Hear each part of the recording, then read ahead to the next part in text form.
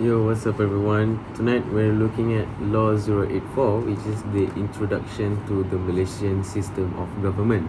Now for this subject, you're gonna need to bring a federal constitution, which is very helpful for this syllabus.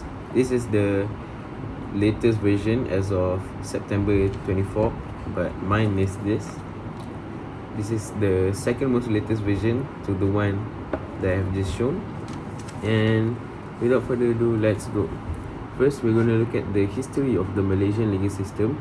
Actually, we have looked at this particular topic in Form 5 or Form 4 during our secondary school, but we're going to look at it nonetheless. First, the period of colonization. In 600 CE, the area of Malaya comprises of small kingdoms, and in 671, the Srivijaya Empire was established. It controlled major waterways in the world trading punya industry, and in 1288 the Singhasari invaders took over the kingdom of Srivijaya. That's it for the period of colonization. And we're going to look at a little bit on Malacca. In 1402, Parameswara, which is the descendant of the Srivijayan Empire, founded the city-state of Malacca. This is from the infamous Mouse Deer tale, in which yang dia bersandar dekat pokok Melaka and all that. Okay, and the Malacca Sultanate was the first powerful state of modern-day Malaysia. And after Parameswara converted to Islam, he changed his name to Sultan Iskandar Shah. In the 15th century, it was the golden age of Malacca, and a little bit on the Sultanate punya facts. The Malaccan Sultanate is hereditary, and it practices absolute power, assisted by some lords, LORDS. Okay, the administration of the government or the kingdom of Malacca is divided into two, which is central and also provincial. Central administration consists of 5 major roles, which is the Sultan, the Bendahari, the Temenggung, the Laksmana, and the Penghulu Bendahari. Bendahara and also Penghulu Bendahari. And for provincial administration, it is administered by the local lords of the area. And the Malaccan Sultanate was soon captured by the Portuguese attention.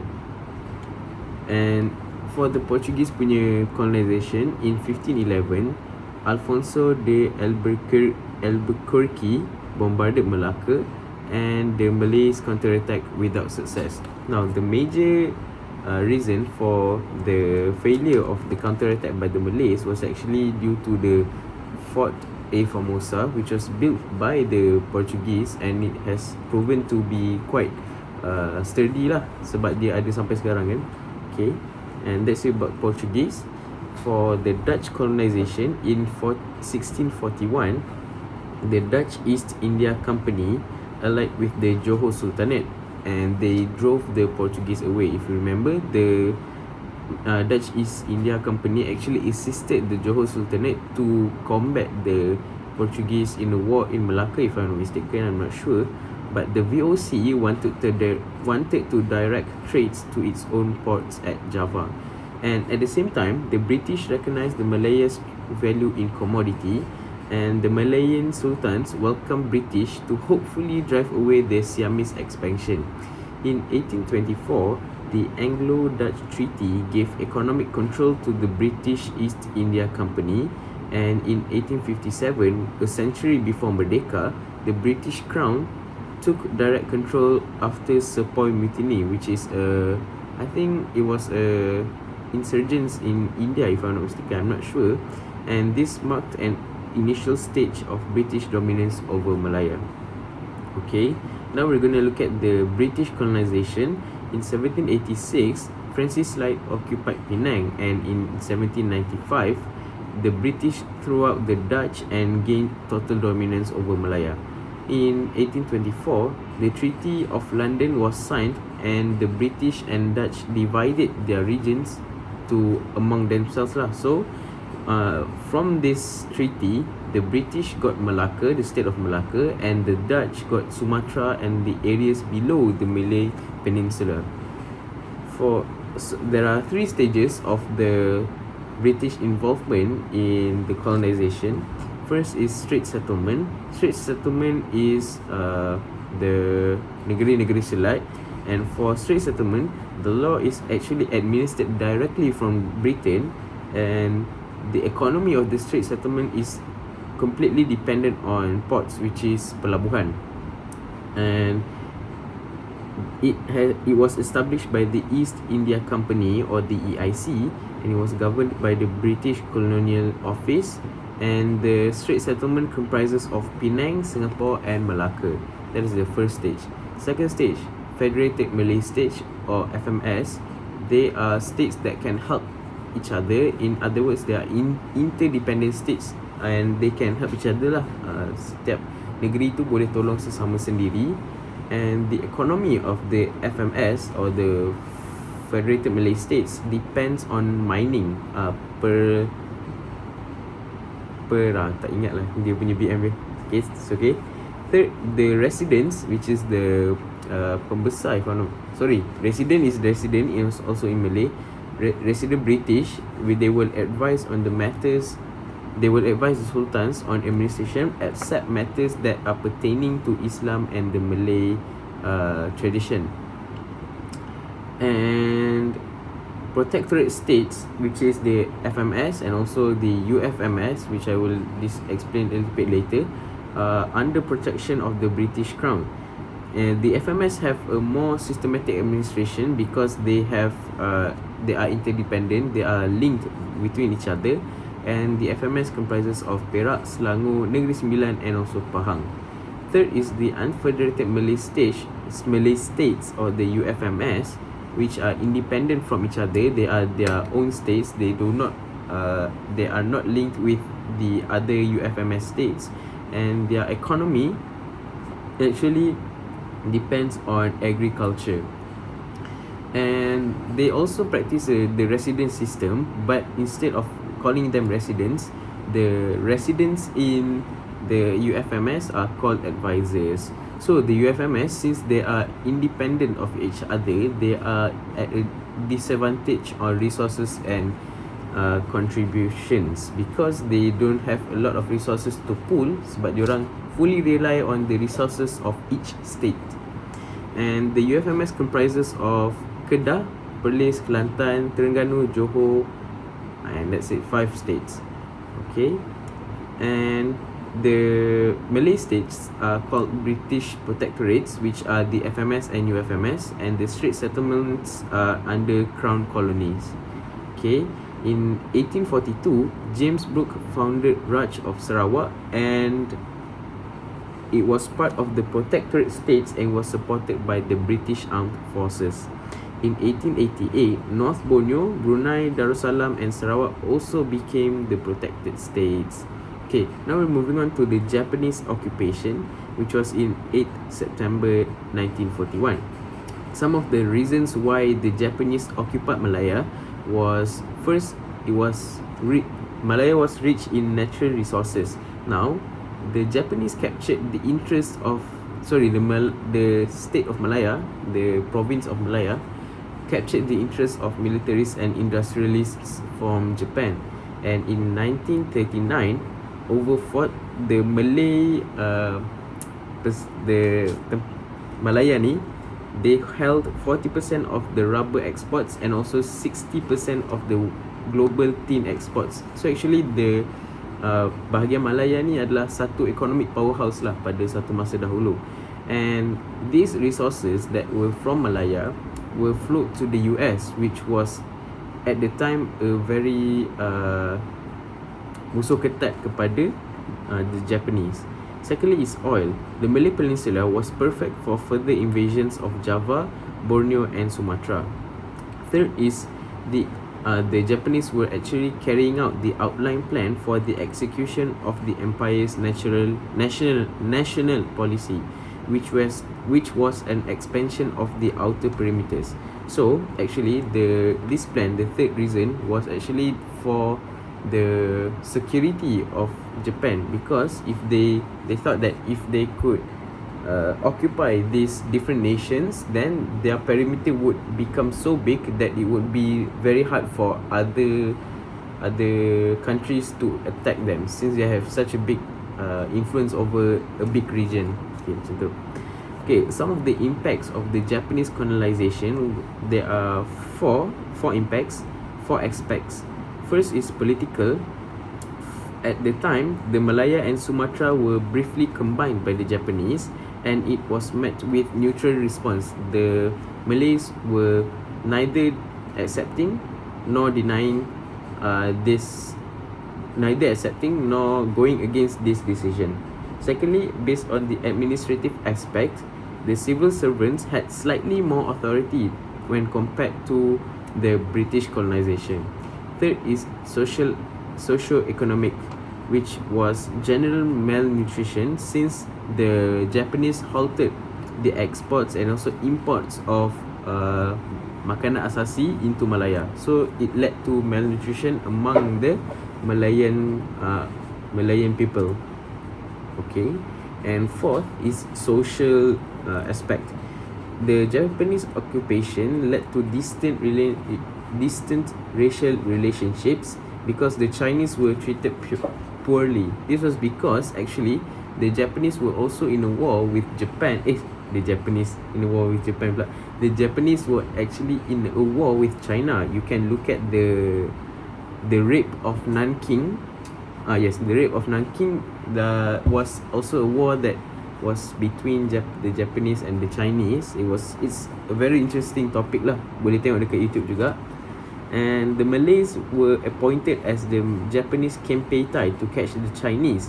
So as a result, the Chinese men led the MPAJA, which was the Malayan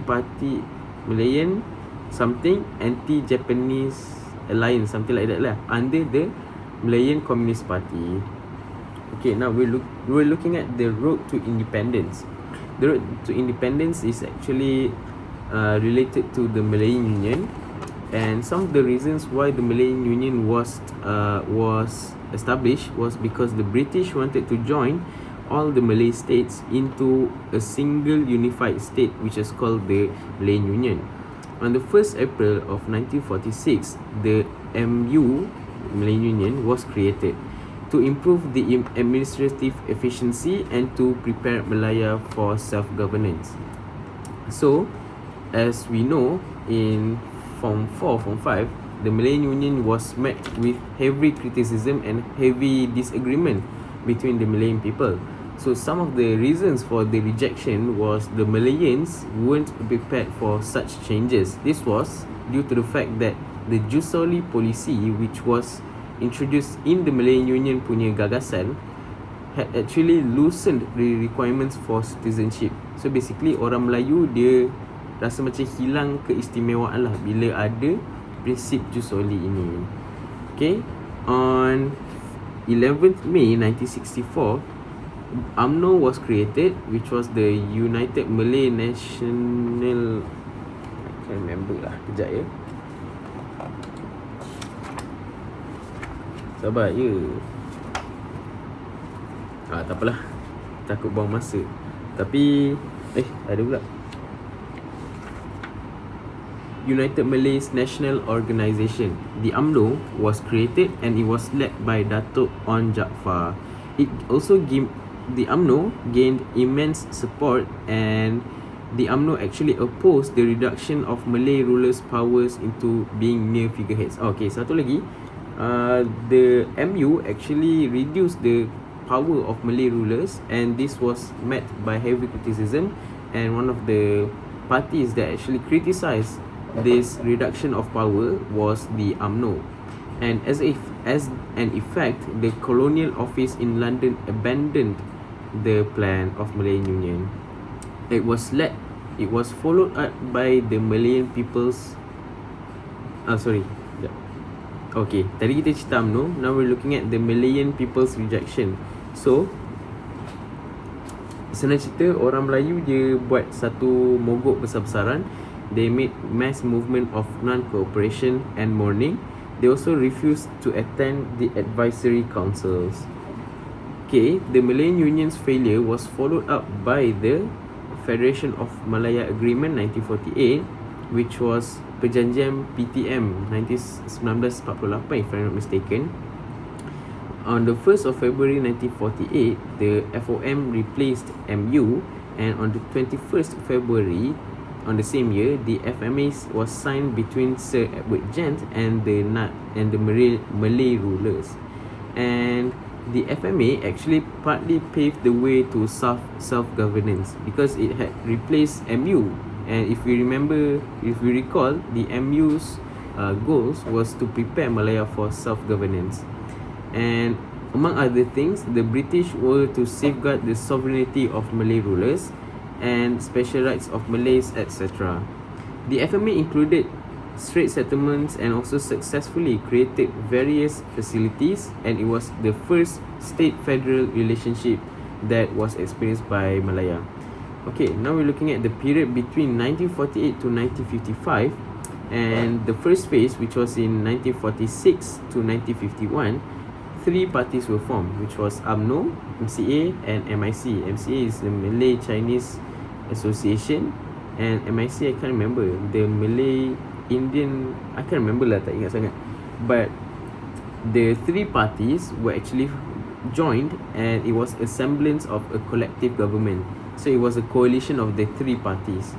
And in 1955, the first Federal Council elections were carried out, and the Alliance Party, which was the coalition of the 3 parties, won a whopping 51 out of the 52 seats. And as a result, Tunku Abdul Rahman Putra Al-Haj became the first chief minister, and he elected the other members to be ministers. Okay, now we have a government, we have okay, kita dah ada kerajaan. Now we need a legislation. Now we're looking at the creation of the Federal Constitution. In January and February 1956, the Constitutional Conference in London was held, and Lord Reid was appointed to make recommendations on constitutions under the Reid Commission. So members appointed was by Queen Elizabeth II and the Malay rulers. On 11 February 1957, a report of the commission was completed, and it contained proposals on citizenship, emergency rule, and state-federal relationship. Okay, on the 31st of August, which was Merdeka Day, the Duke of Gloucester handed Tunku Abdul Rahman the constitutional documents, and some of the quid pro quo, or in simpler words, successful exchanges, were full citizenship was granted, but in exchange, dual citizenship was not accepted in Malaya. They also proposed the policy of non-discrimination. Thirdly, no second-class citizenship, which was basically apartheid, or macam a reduction in rights. And fourth, there was no apartheid ideology. Okay, now kita dah ada government, kita dah pun ada legislation. Now we're looking at the formation of Malaysia. In 1961, Tunku Abdul Rahman proposed the formation of Malaya, which was uniting Malayan territories, Singapore, British North Borneo, which was Sabah, Sarawak, and Brunei. So this was met by opposition from Brunei, Indonesia, and the Philippines. In July 1963, the Brunei government, or the country of Brunei, left the formation of Malaya over oil revenue control issues. In January 1963, Indonesia opposed the formation of Malaya on grounds of neocolonialism. Neocolonialism is the use of various aspects in one's country to take over or to put pressure on the country that is being used. So basically Indonesia kata, oh, diorang ni nak buat Malaysia ni sebab diorang sebenarnya nak control kita punya government. That's a form of neocolonialism lah, senang cerita. And the Philippines claimed North Borneo belonged to them. Okay, and in 9th July 1963, the signing of Malaysia Agreement was signed between UK, Malaya, North Borneo, Sarawak and also Singapore. In September 1963, the enactment of Malaysia Act was in September 1963, Malaysia Act was enacted, and on 10th September 1963, there was actually a very infamous case between the government of the state of Kelantan against the government of the Federation and of Malaya and Tunku Abdul Rahman Putra Al-Haj. So, senang cerita, in this case, the government of Kelantan claimed that the formation of Malaya, which included the state of Kelantan, was done so without the consultation of the ruler of Kelantan or the government of Kelantan. So the case was brought into court, and as a result, the court sided with the government of Malaysia, the government of the Federation of Malaya and Tunku Abdul Rahman on grounds that they have the rights and the power to do so without consulting any states. Tapi saya tak ingat provision yang mana, tapi tak apalah. Okay, in 1965, Singapore left by mutual agreement. So Singapore left the formation of Malaysia in 1965. Okay, sekejap, take a break sekejap. Okay, we are actually done with chapter 1, and now we're going to look at chapter 2. Oh, saya lupa nak cakap, we're actually going to look at chapter 1 till chapter 4, executive of LAW088.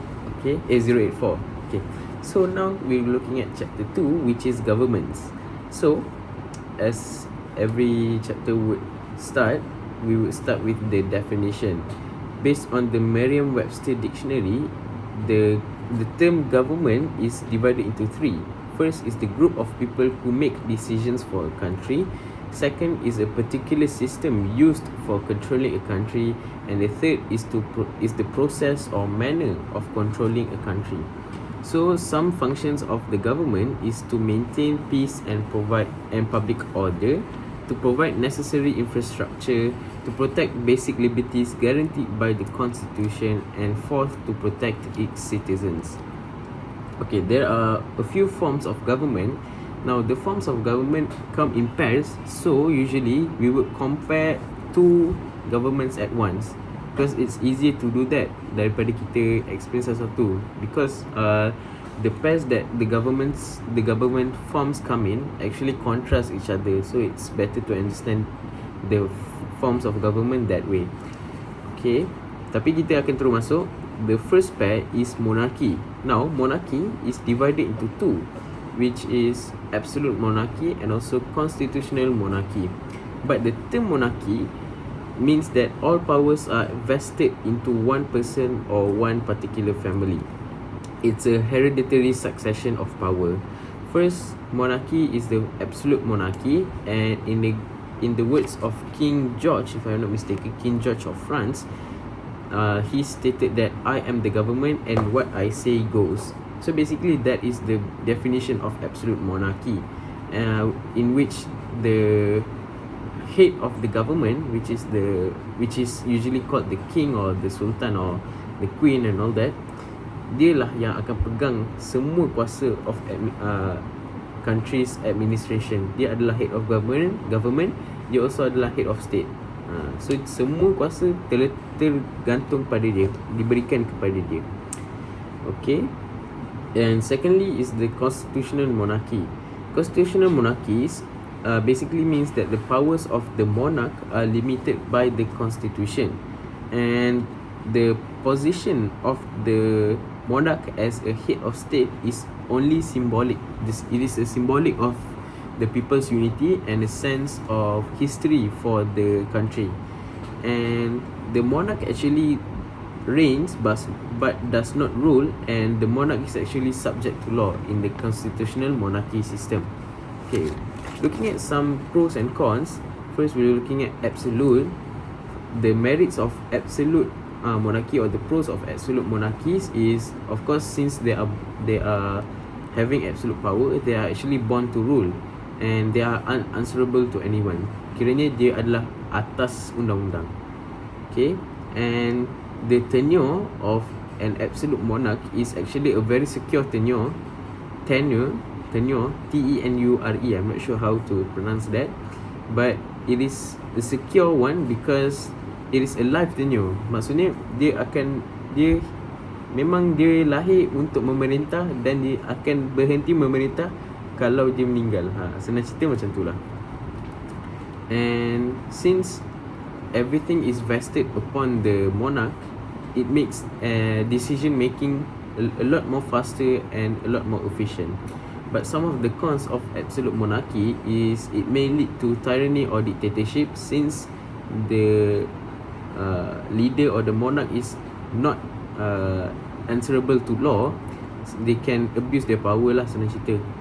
This actually leads to the second con, which is abuse of power. And third is it is hard to force the monarch out of the position, sebab dia kan hereditary. So kalau bukan dia yang memerintah, tak ada siapa yang layak untuk memerintah lah, senang cerita.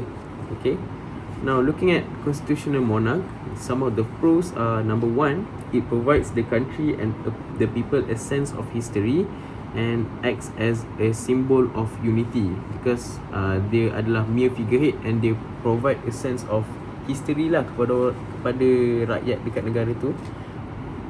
Okay, secondly is the powers of a monarch are actually limited to the constitutional, and as a result the monarch is actually subject to legal consequences. So if the monarch or the sultan semua tu dia ada buat salah in his personal capacity, he is actually answerable in the eyes of law. And third, it is a higher level of neutrality because he acts as a penasihat, if I'm not mistaken. So kebanyakan decision dalam satu government tu bukan dia yang buat, so dia hanya macam persuasive lah. That's why it's actually a higher level of neutrality, sebab dia punya view akan dicampurkan dengan view orang yang dia nasihat. Macam tu. Okay, but some of the cons of a constitutional monarch is the monarch is seen as a mere figurehead, macam saya cakap tadi. He is only macam symbolic saja. Secondly, it is expensive to maintain. Now when we're looking at multiple government forms, if there is more than one government form, it is very expensive to maintain, and in the case of constitutional monarchy, it is no exception to the expensiveness to maintain the government system. And third is social change can be slow.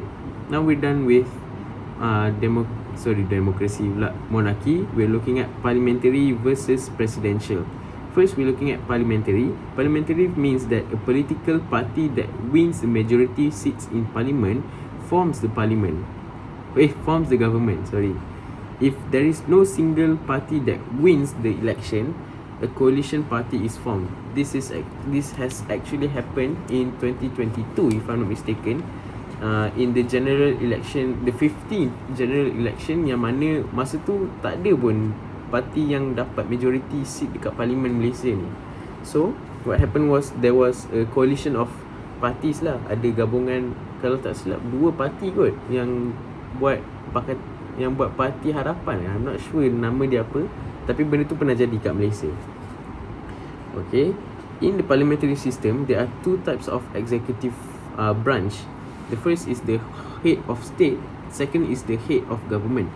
The head of state is a nominal executive, and based on the constitution, the head of state enjoys all powers vested onto him, but in practice he exercises limited to no authority. Ini adalah macam yang kita nampak kat Malaysia. The head of state is the YDPA. Okay, kita bagi contoh Malaysia lah. Bila kita tengok Malaysia, technically orang paling tinggi dalam kerajaan Malaysia adalah YDPA. So YDPA ni is the head of state, but he is not the head of government, sebab he does not actually run the country, because in the parliamentary system, the head of government is the real executive. Dia sendiri yang akan jalankan tugas untuk memerintah negara tu. So even though YDPA is the head of state, he is not the head of government, sebab the prime minister is the head of government, because the prime minister is the one who actually administers the law, and he actually runs the government and the country. Macam tu. So there are 2 types, head of state and also head of government. Now, the head of state will appoint the head of government, and after the appointment of the head of government, the HOG or the head of government will appoint his cabinet members. So dia macam satu flow lah, HOS, HOG and the cabinet members. Macam tu. Okay, okay, this is where Malaysia is quite unique in its government system. The PM and the head and the cabinet members are part of legislative body. So kita ada tiga bodies in the government. Kita ada tiga branches: the executive, the legislative and also the judiciary. By right, the use of parliamentary system actually has to exercise the separation of power, in which all three branches of the government must be separate from each other and they must have distinct differences between each other. Maksudnya eksekutif ada bidang kuasa sendiri, sama dengan legislative and also judiciary, mesti ada bidang kuasa sendiri. Tapi in Malaysia, the Prime Minister, even though he is part of the executive, he is also part of the legislative because he comes from the House of Representatives. And this is where there is a blurring between bukan blurring, this is where there is a flexible separation of power in Malaysia. Sebab even though the PM is in executive, he is also part of the legislative. Macam tu. Okay, and macam tu. And the Prime Minister and cabinet members can be removed from the government via vote of no confidence. The vote of no confidence must be signed and barulah PM boleh dikeluarkan daripada government. Okay, now we're looking at presidential. In presidential government form, the executive is actually separate from the legislative, and paling senang kita boleh nampak dekat US. And the president and congress are elected separately. Makna kata the president is elected separately, the congress, which is the parliament lah in the presidential government form, is also elected separately. Maksud tu, they are not elected simultaneously macam dalam parliamentary. Sebab bila dalam parliamentary kita bila kita pilih, kita vote for the prime minister, technically kita tak vote untuk prime minister lah, kita vote for the party yang kita nak. Kita sebenarnya vote untuk executive dan juga legislative. Tapi dalam presidential system, bila kita vote untuk presiden, dia hanya sekadar presiden. Bila kita vote untuk kongres, dia hanya ahli kongres. Macam tu. Okay, and the president is both head of state and also head of government. So he is the nominal executive, he is also the real executive of the government, and he is only responsible for the people who are eligible to vote. Okay, and the Congress actually cannot force the president out of office unless through impeachment. Okay, so the impeachment process is where the House of Representatives files a charge against the president, and the majority of members in the House of Representatives must vote. So after filing the charge, the Senate can try the case in court, and the voting is requiring 2/3 majority of senator, and if the 2/3 majority was fulfilled, then the impeached president is not allowed to hold any governmental position in their life lah, senang cerita. Okay, some of the pros and cons macam biasa. We're looking at parliamentary first. Some of the merits of parliamentary system is it is faster to pass legislation sebab the legislation comes from the legislative, which is also part of the government, part of the executive lah. Sebab lagi sikit orang yang run the government, lagi efficient lah. There is also a cooperation between the executive and the legislative, because if the seats in the legislative is full, macam mana cakap, kalau dalam parlimen tu, which is the legislative branch, kalau seat dalam parlimen tu full of the majority members from the winning executive party, then there will be cooperation lah, sebab diorang semua sekepala, macam tu. Okay, but some of the cons, the principle of separation of power is violated. Macam saya cakap lah, sepatutnya ada distinction between the three branches of government, Tapi in the parliamentary system, dia ada blurring sikit lah between the executive and the legislative. So dia macam violate the principle of separation of power. Okay, secondly, the parliamentary system lacks competence and effectiveness sebab bila kita vote for the party that we want to win in the parliamentary system, kita tak vote orang yang layak untuk duduk dalam kongres, dalam parlimen ataupun dalam eksekutif. Dia macam kita vote parti tu, dan bila parti tu dah menang, dia akan pilih dalam parti dia sendiri. Dia tak pilih orang yang layak. Of course lah, dalam parti tu ada orang yang layak, tapi when compared to other systems, dia orang akan pilih orang yang betul-betul layak untuk duduk dalam position legislative and also executive.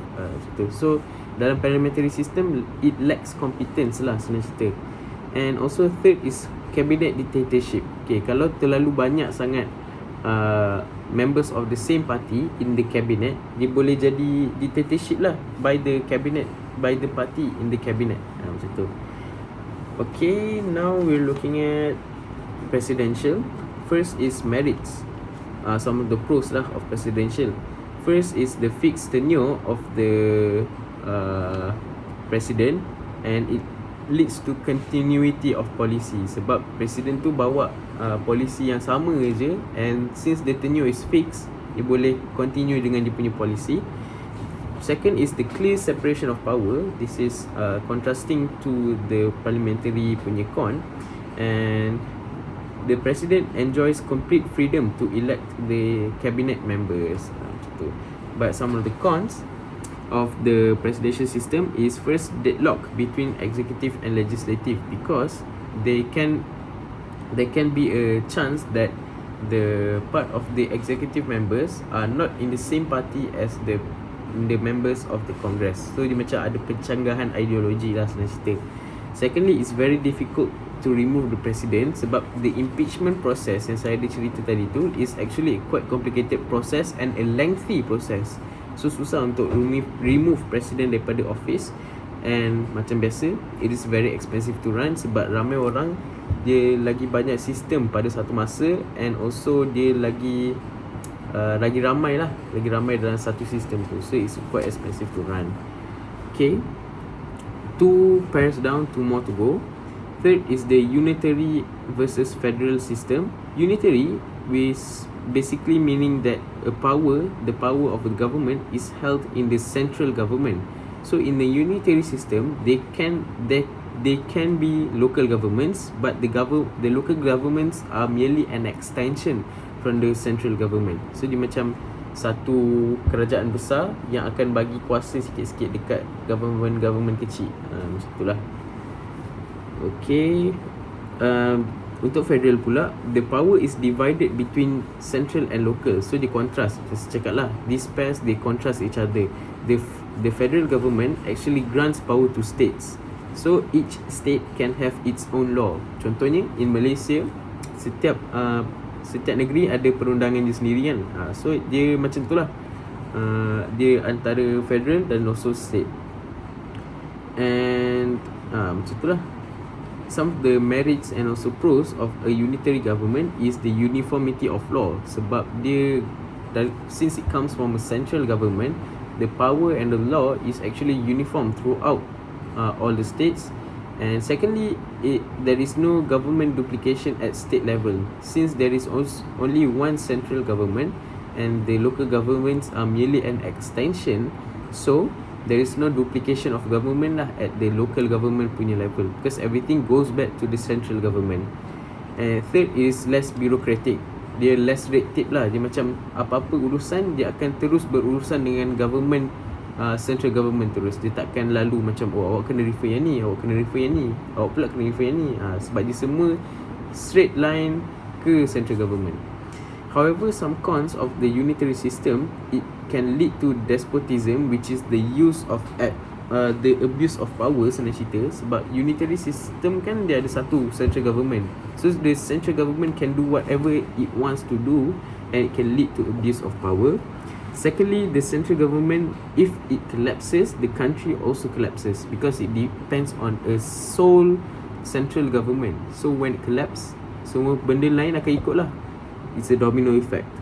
And third, the unitary government is less responsive to local issues. Sebab since the unitary government is a single government that has to govern the whole country, then they can it may lead to ignorance on very nuanced issues that have been faced by some of the locals that are macam kalau diorang solve pun macam tak bagi apa-apa benefit sangat dekat diorang. So kenapa diorang nak kena solvekan isu-isu kecil ni kalau diorang boleh solve isu besar yang lebih mendatangkan keuntungan dekat diorang. Macam tu. Okay, we're looking at federal pula. Some of the pros, it acts as a check and balance. So since there are two governments, first at the federal and also second at the state level, the two governments actually check and balance each other to prevent abuse of power and also penyalahgunaan kuasa lah senang cerita. Secondly, it is an organised administration, is very teratur, terurus. Third, the local issues can be decided promptly. So since there are local governments or state governments, the issues that are faced in that particular state can be decided by its respective government.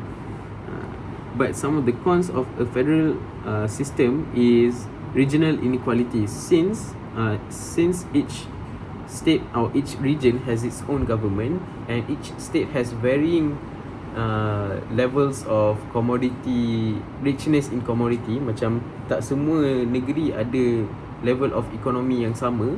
So some states can be at a more disadvantage compared to other states lah, macam tu. This also leads to the second con, which is economic disparity. And third, there is a multiplicity of laws. Sebab dia ada pencanggahan lah antara state law dengan federal law. And inilah antara sebab kepada kes Nick Allen pada tahun lepas ke tahun ni, I'm not sure. Kalau tak silap tahun ni lah. Kes Nick Allen tu berkaitan dengan multiplicity of laws. And fourth is a slow change. Okay, last pair, which is democracy versus totalitarian. Democracy is based on the majority rule and it is divided into two, which is direct and also indirect. So democracy ni it involves the involvement of the people of the country. So the first type of democracy, which is direct, refers to all citizens participating in making decisions. So in a direct democracy, rakyat sendiri yang akan decide what happens to the country. Bukan representative tau. Rakyat sendiri yang akan decide. But in an indirect democracy system, the citizens will elect a representative and the representative will voice the concerns of the people, which is practice in Malaysia lah, sebab kita akan elect MPs from each district kan. So MPs ni yang akan voice kita punya concern dekat parlimen, macam tu. So we use the indirect democracy in our country. Now, contrasting to the democracy is totalitarian. Totalitarian governments are held by a single person or group, and the totalitarian government usually comes from a military coup in which the military will overrun the government, and as a result, typically a totalitarian government will be formed. And usually this type of government is ruled using force. Maksudnya diorang menggunakan kekerasan, and the laws in the totalitarian government are often oppressive in nature. Basic rights of peoples are ignored, and some of the types of government which use totalitarian rule is the USSR in the Russian regime, the Nazi Hitler, the and also the Pol Pots, the Khmer Rouge by the Pol Pots in Cambodia. This is also another very interesting topic. Ni adalah komunis daripada Cambodia yang buat diorang punya undang-undang sendiri. It's a very interesting topic. Okay, now we're looking at some of the pros and cons of democracy and totalitarian. First, democracy. The pros are it provides an avenue for government replacement without violence because it is rooted in voting. And secondly, it is it involves a sense of people's participation, because the people yang akan decide what happens to their country kan. And third, it prevents monopoly of authority, sebab at every election there will be a chance of a government replacement, so it eliminates the chance of authority monopoly. And for its cons, actually, okay, since the leaders in a democracy system keep changing, there will be a possibility of policy instability, which means that every time the leader of the government changes, each leader brings separate different policies and also different ideologies, so it leads to instability between the policies, sebab dia asyik bertukar tau, dia tak consistent. Secondly, it's more about competition and power play. And third, it is okay, tak apa, kedua dulu, competition and power play. Someone tak ingat lah siapa yang dia kata, actually democracy is a popularity contest, and it's actually somewhat true lah, sebab anyone who holds the biggest number of votes, or in simpler terms, anyone who is the most popular, dia yang akan rule the government. And it's not about siapa yang betul lah, it's about siapa yang popular lah, in a way. Kalau kita nak tengok in a more cynical way, kita boleh cakap macam tu lah, tapi it's not always true. And thirdly, the leaders are discouraged to make the right decisions, sebab diorang nak kekalkan diorang punya power. Tak semestinya diorang akan buat the right decisions. They will sometimes make the popular decision, but it can be the wrong decision to make. Okay, now we're looking at totalitarian pros and cons. First, the pros. Since the power is vested onto a single person or a small group of people, the lawmaking process is very fast, sebab a small number of people is only needed to be consulted. Okay, and it is also hard for corruption to occur, because the small group of people who hold power, kan diorang share the same ideology, so it's hard for corruption to occur. And it's also based on the size lah, sebab small number of people hold the power, susah untuk corruption to occur. And third, same as the first pro, prompt action and also competence.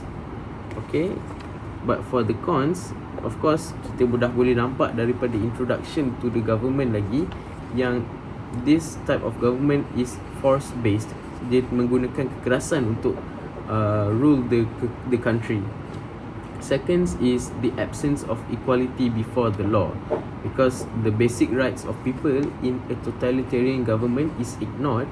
And third is it often leads to isolated nations. Paling senang kita nak nampak is North Korea lah. Macam mana kita boleh tengok macam mana orang dekat sana, but how isolated they are from the rest of the world. Kan nampak sangat lah, sebab sekarang pun banyak orang dah record video diorang pergi ke North Korea, and it's very interesting lah. Kita boleh tengok macam cara pemikiran diorang ni sangat lain dengan cara pemikiran kita. Okay, now we're done with 2 chapters. 48 minutes boleh, lama gila. Lepas tu, now we're looking at the third chapter. But before that, rehat sekejap. Okay, for the third chapter, we're actually looking at the systems of government as practiced in Malaysia. So in the last chapter, chapter 2, kita dah establish the types of government. Now we're looking at what types of government are implemented in the Malaysian system of government. So it's quite interesting lah. So for this chapter, we're looking at a lot of articles from the Federal Constitution. So it's better if you have this as a reference. And benda ni pun boleh masuk ke Day 1 exam. So what do you have to lose, kan?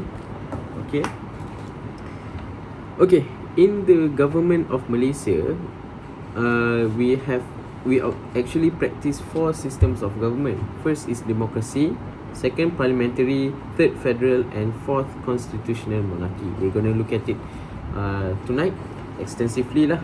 Okay, first we're looking at democracy. Democracy sangatlah pendek, which is in article 119, and it says that the voting age has been lowered from 21 to 18 years old. And also democracy look, democracy plays with the fundamental rights, which is actually in Articles 5 to 13 of the Federal Constitution. And that's it. Itu saja untuk demokrasi. Second, parliamentary. Parliamentary is a system of government that actually practices democracy. And in the parliamentary system of government, macam saya cakap tadi, dia ada dua executive and also dia ada dua houses. Maksudnya dewan lah, ada dua dewan. First is House of Senate, which is the Dewan Rakyat. This is based on Article 45. It is consisting of 70 members, 44 of which was appointed by the YDPA, 26 by the state legislatures. So, kalau 26 by the state legislatures, it means that the SLAs, state legislatures, elect 2 members to be holding office in the House of Senate, which is the Dewan Rakyat. Kita dah belajar dah actually benda ni dalam LAW083. So dia ulang balik lah sikit-sikit ni. Secondly is the House of Representatives or the Dewan Rakyat. In Article 46, it consists of 222 members. So, what are the criteria of a parliamentary system? So, the first is separation of power, as mentioned in Article 43, Clause 2. The Prime Minister must be from the House of Representatives and the other cabinet ministers can belong from either houses. This states that Malaysia actually practices a flexible separation of power. Secondly, maintaining confidence as established in Article 43, Clause 4. The House of Representatives can dismiss the Prime Minister and his government via vote of no confidence. Maintaining confidence means that the Prime Minister must maintain the confidence and also macam the confidence of the House of Representatives. Kiranya the House of Representatives or the Dewan Rakyat must be confident that the Prime Minister can actually carry out his job, and kalau if they don't think that the Prime Minister is competent enough to carry his duties, they can dismiss the Prime Minister and his government via vote of no confidence. Okay, and third criteria of a parliamentary system is actually security of tenure. As also mentioned in Article 43, Clause 4, it implies that the tenure tak tahulah macam ni, I apologize. The tenure of Prime Minister and his government is not secure, sebab whenever he ceases to demand the confidence of the House of Representatives, he can be kicked out of the government. So this implies that the security of the tenure of the Prime Minister is actually not secure lah. Dia boleh kicked out at any time. Okay, and fourth is popular mandate. Is as in Article 43, Clause 2, the Prime Minister is appointed by the YDPA. Okay, the fifth, kita ada 5 sahaja. The fifth criteria of parliamentary system is the dissolution of parliament. As in Article 55, Clause 2, the Prime Minister can advise the YDPA to dissolve the parliament prematurely, and this can be done to avoid the vote of no confidence. Okay, so the dissolution of parliament happens when kalau Prime Minister tu rasa, saya rasa diorang ni House of Representative ni tak yakin dengan saya, dengan kebolehan saya untuk jadi Prime Minister.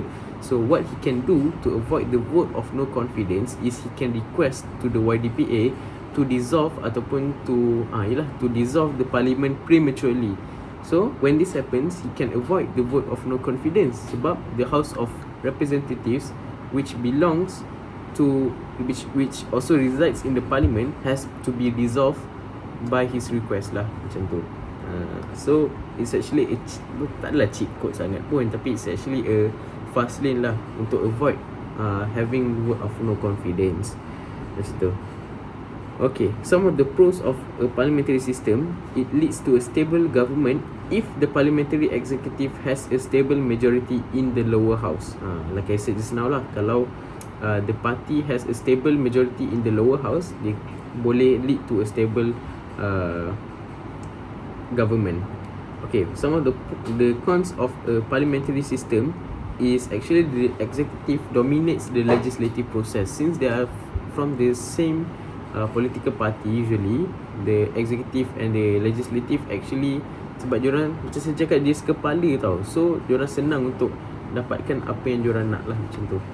Okay, kita dah habis 2. Third is federalism system. They accommodate unity and regional autonomy within one political system. Some of the features of federalism government is the association of states, which is in Article 1 of the Federal Constitution. Article 1 sebenarnya dia akan bagi tahu yang the Federation of Malaya consists of these states, and dia akan mention lah semua negeri dalam Malaysia. Itu saja actually Article 1. So a federation is actually when a number of states unite to form a central government for the administration of certain affairs but retain independence in other matters. That is the definition lah basically of federalism. Okay. Second feature of a federalistic government is the demarcation of powers. Demarcation of powers ni actually sebenarnya ni je, apa tu, separation of power. This is mentioned in Article 74. Sekejap, saya tak ingat lah Article 74 apa.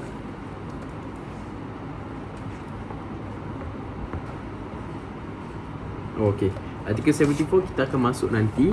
Tapi basically in the separation of powers in the federalistic government, it is not enough that the central and regional governments are independent in their own spheres, but the spheres must be marked out in a particular way.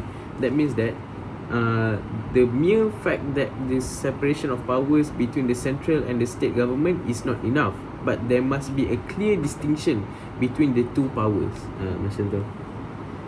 Okay, and under demarcation of powers, the legislative powers of federal parliament and state legislative assembly is in the 9th schedule of the federal constitution. Okay, and the 9th schedule consists of the federal list, the state list, and the supplementary state list. There is also a concurrent list and a supplementary concurrent list. So semua ni adalah kuasa bidang-bidang kuasa untuk kedua-dua government lah, state and also federal. Okay, now we're gonna look at the inconsistencies or the battle between federal law and also state law. So in Article 75, it states that the federal law will prevail over state law in the case of contravention, and the state law will be void. Senang cerita, if there is a clash between federal law and also state law, the federal law will prevail over state law, and the inconsistency or the state law that is clashing with the powers of the federal law will be void. Macam tu. Okay, now we're looking at the power of the parliament to legislate for states. So in Article 76 Clause 1, the parliament can actually enact some laws for the state. Okay, so there are 3 circumstances which can provide an avenue for the parliament to enact for states. Okay, the first is to implement international treaties.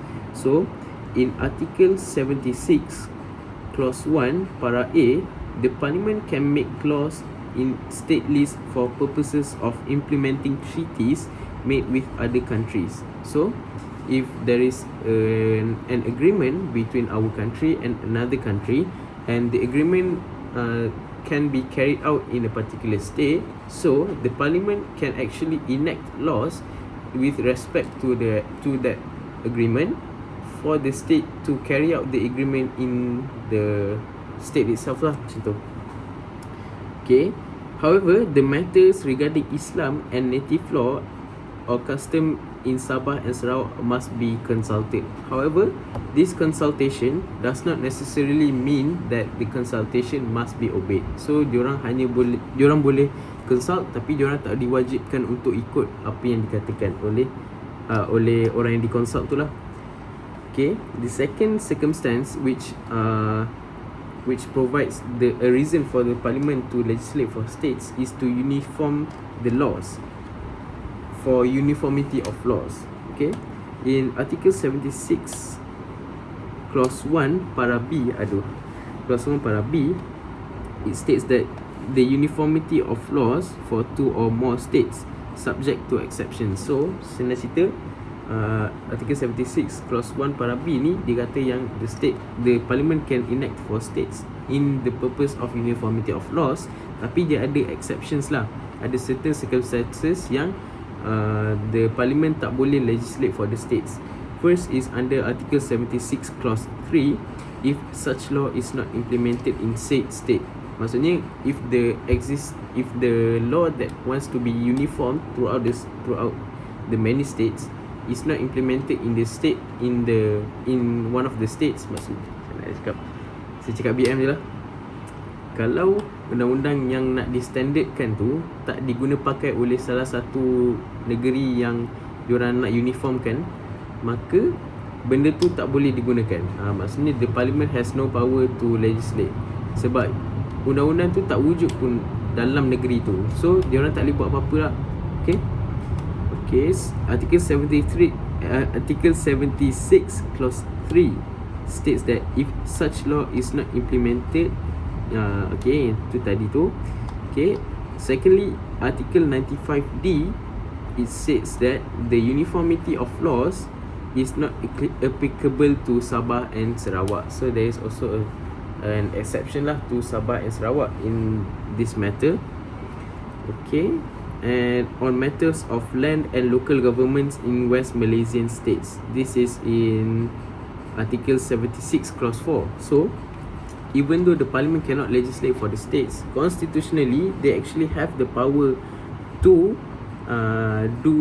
do so under article 76 clause 4. Okay, so maksudnya under article 76 clause 4, technically parliament ada kuasa untuk legislate on matters of land and local government in West Malaysian states, tapi in practice diorang tak ada kuasa, macam tu. Okay, and thirdly, upon the request of State Legislative Assembly, kalau Dewan Undangan Negeri sendiri yang minta parliament enact laws for them, then diorang boleh lah, sebab state tu sendiri yang minta kan. Okay, sekejap. Okay, now we're looking at the supremacy of the constitution. Based on article 4 clause 1, the federal constitution is the supreme law of the land, and any inconsistent law passed after Merdeka Day is void. And actually the parliament is not supreme, even though the federal constitution is the supreme law.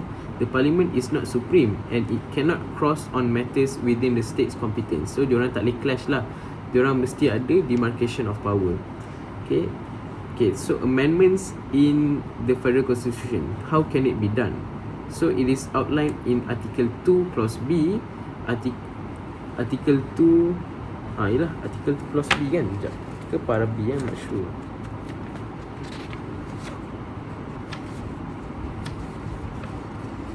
Sekejap ya.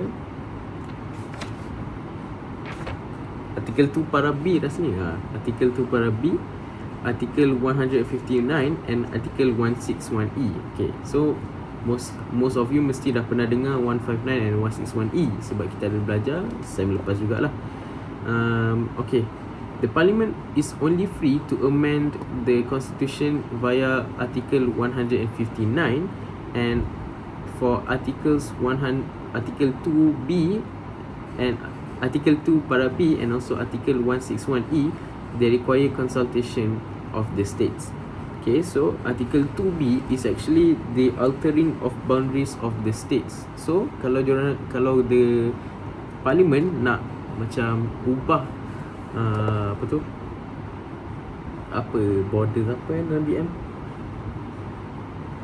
border, kalau parlimen nak ubah borders untuk mana-mana negeri, diorang kena minta and also consult the negeri yang diorang nak alter borders tu.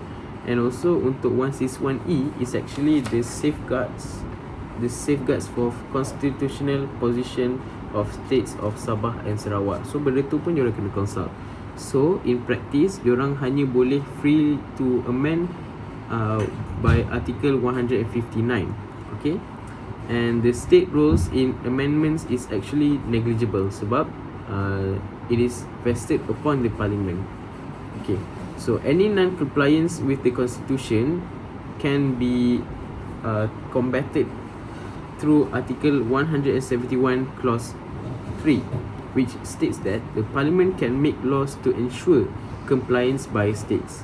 Okay, and actually a case law in federalism, on the whole federalism punya subtopic, is actually in the case of Muhammad bin Daud and others against the government of Malaysia.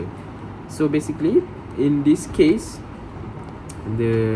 Muhammad Daud dan adalah orang-orang lain ni, diorang ditangkap oleh government of Malaysia under the penal code. Tapi tak apalah, saya tak berani nak cerita pasal Muhammad Daud sebab saya takut tersalah fakta. So bolehlah baca sendiri. Saya minta maaf. Okay, okay, kita dah habis 3 daripada 4 system of government in Malaysia. Lastly, we're looking at the constitutional monarchy. Okay, in constitutional monarchy, the YDPA is rotated among 9 Malay rulers, and this rotation reflects the people's confidence in the parliamentary and democracy system. Okay, the YDPA selection process happens like this. So the 9 rulers will rotate to assume the post, and each rotation will be a 5-year term lah. So setiap sultan akan naik selama 5 tahun, and the YDPA candidate must be healthy and agree to assume the post in order for him to be the YDPA. And the vote of YDPA, the post macam mana? For a sultan to become the YDPA, he must require at least 5 other rulers' support, and he cannot assume the post of YDPA for 2 consecutive terms. Okay, and the process of the selection of YDPA is actually provided in the 3rd schedule of the Federal Constitution and the regulations of Conference of Rulers. Okay, so the steps are in here. Ada 2 helai kertas sebab banyak gila nota. Tapi dia punya steps ni kat sini. First, the keeper of the ruler seals, penjaga mohor diraja, if I'm not mistaken, I'm not sure lah. Tapi the keeper of the ruler's seal will ask the next ruler in line whether he is ready to become the YDPA or not. Secondly, there will be a distribution of ballot paper. Ballot paper is basically a voting paper with only one candidate's name on the list on the paper lah, which is the candidate next in line lah. So the sultan next in line for the YDPA post. Okay, and then each ruler is asked to indicate whether the candidate is suitable or not. And fourth, there will be a secret voting of the 9 sultans. Okay, and fifth is if there is at least 5 votes from the Malay rulers, the YDPA is officially chosen. And then after the official choosing of the YDPA, the process is repeated for the deputy YDPA. Okay, and if the nominee refuses to assume the post or fail to obtain majority of votes, the second most senior ruler is nominated, and the rulers rotate to replace the YDPA lah, macam saya cakap tadi. And okay, kan ada 9 Malay rulers. So what are the rulers that cannot assume the post of YDPA? They are the rulers of Sabah, Sarawak and Penang. Yes, betul. Sabah, Sarawak and Penang. Macam ada satu tinggal je. Tak apa, nanti saya search balik. Okay, so what are the powers of the YDPA? As in Article 32, the YDPA is the supreme leader of the land. And in Article 40 Clause 2, the YDPA has discretionary power. So discretionary power is the power that the YDPA can exercise without consulting anyone lah. Dia macam kuasa yang eksklusif untuk dia dan tidak perlu apa-apa pertolongan untuk carry out that power. So based on Article 40 Clause 2, the discretionary power of the YDPA is to appoint the Prime Minister first, to disagree to the request of the dissolution of Parliament. Macam kita cerita tadi, kalau Prime Minister nak request untuk dissolve the Parliament, the YDPA has discretionary power to disagree or to refuse the dissolution of parliament. And third, to call for meeting with the Conference of Rulers on the matters of special privileges, status and sanctity of their Royal Highnesses. So itu adalah 3 discretionary power of the YDPA. Okay.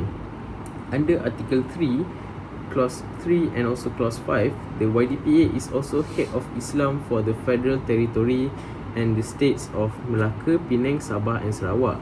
He has His Highness Baginda ada kuasa untuk appoint judges, grant pardons, cancel offences tried in KL and Labuan. So kalau kita ingat balik waktu kita belajar sejarah dulu, kuasa YDPA ni dia boleh grant macam dia boleh dismiss apa-apa offence yang dilakukan oleh penjenayah. So benda tu adalah antara kuasa YDPA lah yang dalam artikel 3 clause 5 rasanya. Not sure. Okay. And the YDPA usually acts on advice of PM. So the Prime Minister will usually advise the Prime Minister pula advise the YDPA lah for anything that he does. And the YDPA can be tried in the special court, which is a court specialized for the Malay rulers in his personal capacity. So one case that is very popular in this trial of the YDPA ni is actually in the case of Faridah Begum against the Sultan Haji Ahmad Shah. I'm not sure if yang Sultan Haji Ahmad Shah ni, saya rasa Sultan Haji Ahmad Shah ni adalah Sultan waktu tu, dia bukan YDPA, tapi dia same lah, maksudnya dia adalah case related to the special court. So inilah antara case yang ditry dalam special court lah, Faridah Begum against Sultan Haji Ahmad Shah in 1996. Okay, so kita dah habis 3 chapter, kita dah masuk chapter keempat, tapi sampai executive branch sahajalah. Okay, the 4th chapter in LAW088 is branches of Malaysian government. So since I have mentioned kita akan touch untuk executive saja, so saya akan touch executive sahajalah. So the executive branch of a Malaysian government is the administrative arm. Diorang yang akan lakukan kerja-kerja pentadbiran lah dalam government kita. Okay, and it is comprised of 4 parties. First is YDPA, second Prime Minister, the third is the Cabinet Ministers, and fourth is the public services. First we're looking at the YDPA. Of course, based on Article 32 Clause 1, he is the supreme leader of the nation, and the appointment is of the YDPA, macam saya cakap tadi, it's elected rotationally, and it has a fixed term of 5 years under the 3rd schedule. And some of the functions of the YDPA is under Article 39, the power of the executive authority of the Federation, and also Article 40 Clause 1 is actually the limitation of the power. The YDPA shall act based on the Cabinet's advice, and Article 40 Clause 2 is the discretionary power of the YDPA. Okay, now we're looking at Prime Minister. He is mentioned in Article 43 Clause 2 para A, which states that he must reside at the House of Representatives and he must command the confidence of the majority of the House of Representative members. And based on Article 43 Clause 7, he must also be a Malaysian citizen, and the Prime Minister is a head of government, which is the real executive, as opposed to the nominal executive, which is vested upon the YDPA. And that's it for Prime Minister. Third, Cabinet Ministers. They are the highest policy making body and is led by the Prime Minister. They are also the advisory board to the YDPA. So the Cabinet Ministers usually advise the YDPA on the matters lah. And the appointment of the Cabinet members happens after the appointment of the Prime Minister, and the Cabinet members can be from either house lah. This is based on Article 43 Clause 2 para A and para B. Some of the functions of the Cabinet Ministers, there are 3. First, to coordinate government policies. Second, to discuss current issues. And third is to act as the YDPA's advisory board. Okay, fourth and lastly, public services. Public services are the services that execute law and policies set by the government. And in Article 132, it outlines the examples of public services, and the public service is led by the Chief Secretary of Government. So there's actually a movie called Designated Survivor, which outlines what happens if kalau semua branch of the executive branch of the government tu mati, and then kita nak tentukan siapa yang rule government. Sebab YDPA contoh head of state mati, head of government mati, semua orang dalam executive branch of the government mati kan. Kita nak kena tentukan siapa yang akan mentadbir negara. So in that case, the Chief Secretary of the government yang akan vest the responsibility. Macam tu. And that's it. Sangat panjang dan saya minta maaf kalau ada break ke, kalau ada stutter, sebab saya I'm recording this video as of now. It's currently 3:12 AM. So quite drowsy, tapi saya tak apalah, kita buat je lah. Saya minta maaf kalau ada apa-apa tersalah bahasa, tersalah kata, dan that's about it. See ya.